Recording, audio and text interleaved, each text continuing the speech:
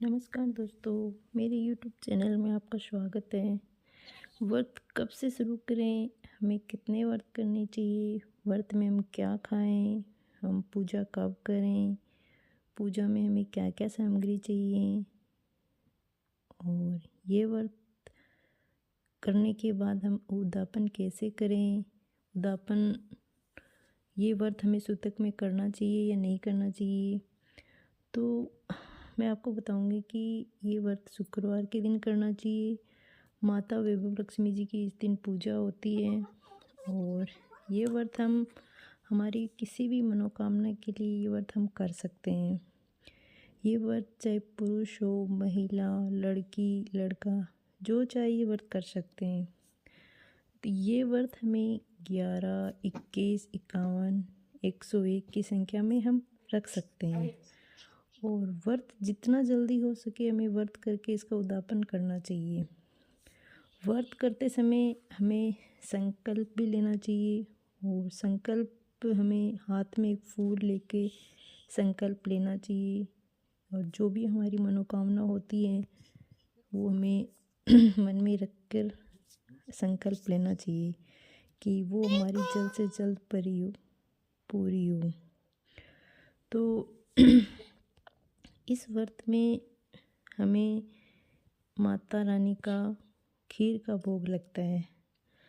तो दोस्तों, मैंने भोग के लिए खीर बनाई है जो माता रानी को इसका हम भोग लगाएंगे। तो सबसे पहले मैंने एक चौकी ली है। तो चौकी लेकर उस पर हम लाल कपड़ा लगाएंगे। तो इसके अंदर हमें जो सामग्री चाहिए होती है वो मैं आपको बताऊंगी कि हमें क्या क्या सामग्री लेनी चाहिए, क्या क्या रखना चाहिए इसके अंदर। तो पाटे पे मैं लाल रंग का कपड़ा लगाऊंगी। हमें लाल रंग का कपड़ा ही लगाना है और इसमें हम एक श्री यंत्र लेते हैं। गुलाब के फूल अगर नहीं हो तो कमल का भी रख सकते हैं, लेकिन गुलाब का फूल जो कि माता रानी को बहुत पसंद है। इसके अंदर हम चावल, रोली और भोग के लिए हम खीर का भोग लगाएंगे। आप चाहो तो किसी और का भी लगा सकते हो। और कलश तांबे या चांदी का हो। और तो सबसे पहले मैंने माता रानी की फ़ोटो रखी है और माता रानी को मैं तिलक लगाऊंगी। तिलक लगाकर मैं तांबे का लोटा रखूंगी। तांबे के लोटे को कभी भी नीचे नहीं रखना चाहिए।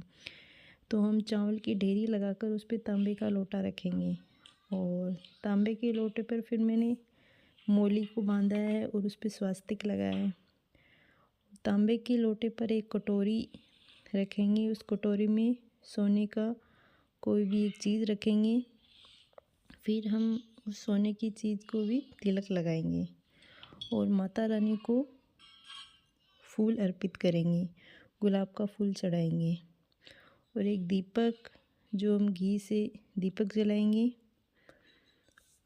वैभव लक्ष्मी जी में हम एक श्री यंत्र होता है। अगर आपके पास श्री यंत्र नहीं है तो हम किताब में जो श्री यंत्र होता है उसको तिलक करेंगे, प्रणाम करेंगे। उसके बाद हम लक्ष्मी जी को प्रणाम करेंगे और घी का दीपक जलाएंगे। घी का दीपक जलाने के बाद माता रानी को प्रणाम करेंगे।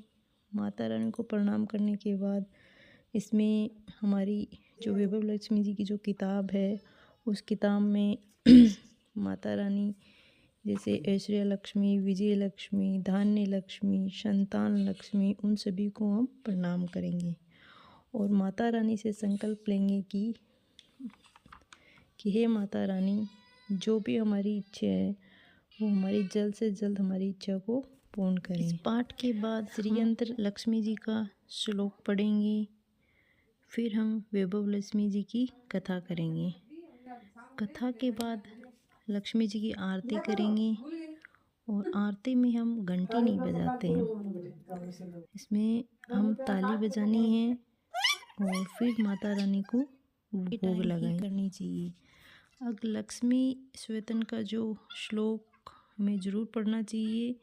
श्लोक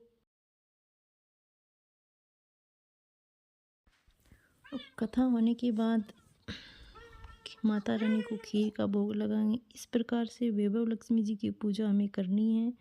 ये पूजा शाम के समय ही करनी है। व्रत करने से हमारी हर तरह की मनोकामना पूर्ण होती है, चाहे वो किसी भी तरह की भी हो। इसलिए हमको ये व्रत पूरी श्रद्धा से, पूरे भाव से ये व्रत रखना चाहिए। और जिस दिन हम व्रत रखें उस दिन हमें पूरे दिन भर जय माँ लक्ष्मी, जय माँ लक्ष्मी, जय माँ लक्ष्मी का रटन करना चाहिए। और मेरा अगर ये वीडियो आपको पसंद आए तो प्लीज़ इसको लाइक और शेयर ज़रूर करें और पूरे मन से ये व्रत रखें।